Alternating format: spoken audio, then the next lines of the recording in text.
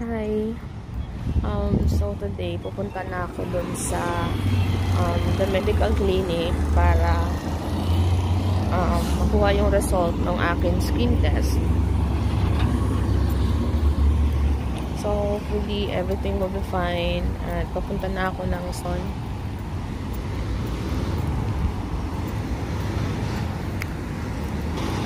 Medyo kinakabahan ako, guys.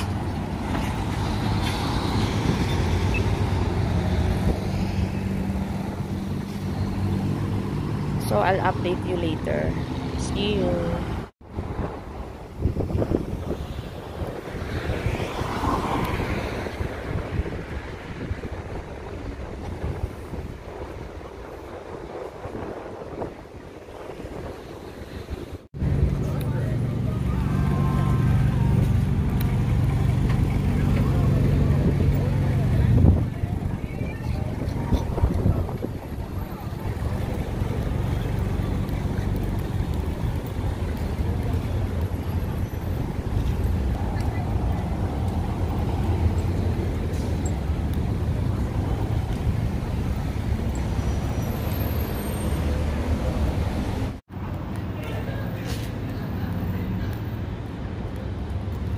Malapit na ako.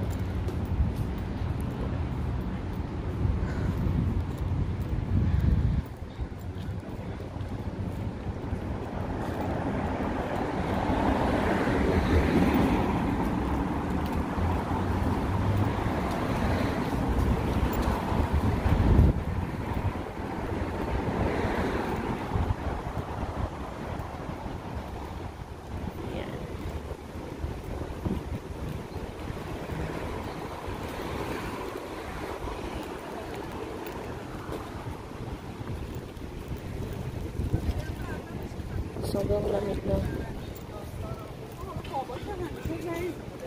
And naka-jacket ako ng makapal. So, dito na.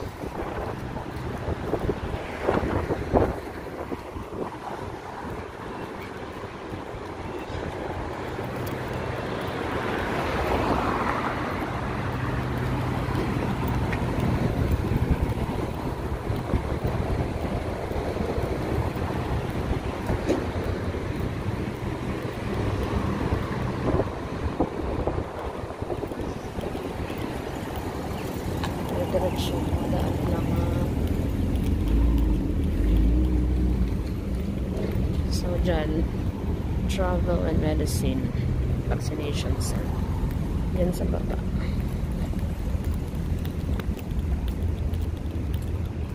I'm here now. Ayan, dyan ako. So I'll update you later. Bye.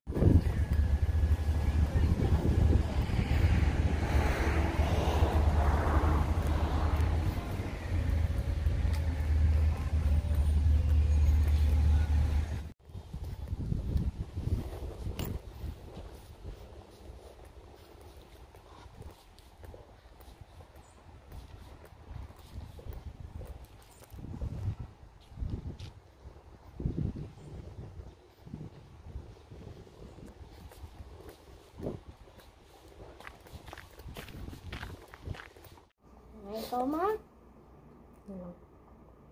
Hello? So kakauwi ko lang. Hindi ako nag-vlog kanina after ko nakuha yung result kasi nagmamadali na ako umuwi para i-pick up sa school yung aking anak. And after that, hindi ko napansin na sa certificate ko is ibang name ang nakalagay. So,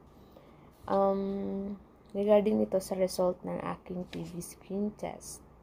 Nagpa-skin test ako last 2 days ago. So, kailangan magantay 48 to 72 hours para i-read nila yung anong tawag, i-read nila kung ano yung result. So, based on my experience, eto siya ngayon. Ay, hindi makita. Eto na siya ngayon. Hindi siya makita na. Ayan. Actually, may mga marks pa siya dito. Ayan. Parang kagat ng langgam lang. Kung manonotice nyo. Then, yung ginawa nila, paano nila tinest kasi hindi pwedeng mag-video dun sa loob. So, yung ginawa nila is,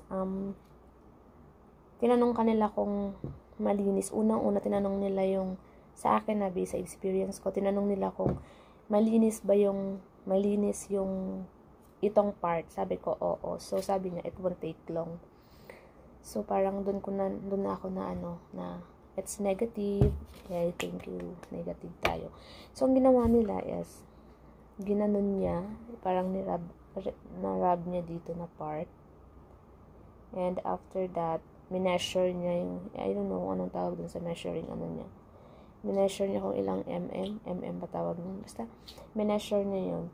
So, kung positive daw, kasi, kung positive daw, malalaman mo daw yun, I don't know, 10, something like that.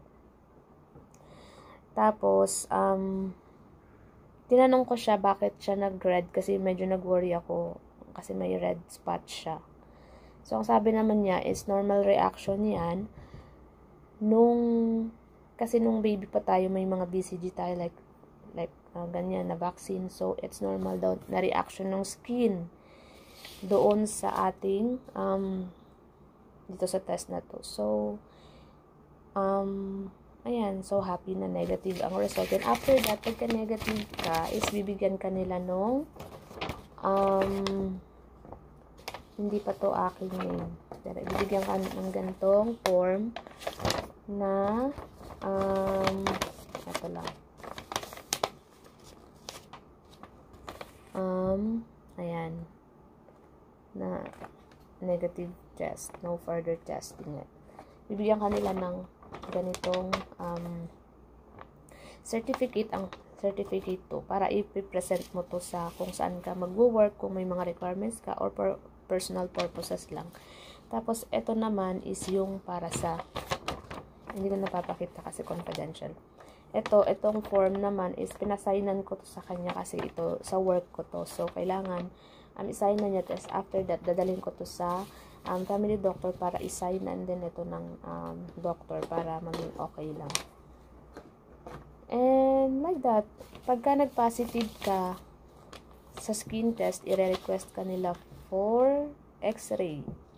Ayun. Maraming test and syempre, 'di ba, medyo hassle na. Pero ayan, so yung may mga ganitong experience din sa akin, just pray and everything will be fine. And ayun, magtiwala lang tayo and trust the process lang. So, thank you for watching. Hope na nakapagbigay ako ng information sa inyo and sana mag-subscribe kayo and like my page. Thank you. Bye.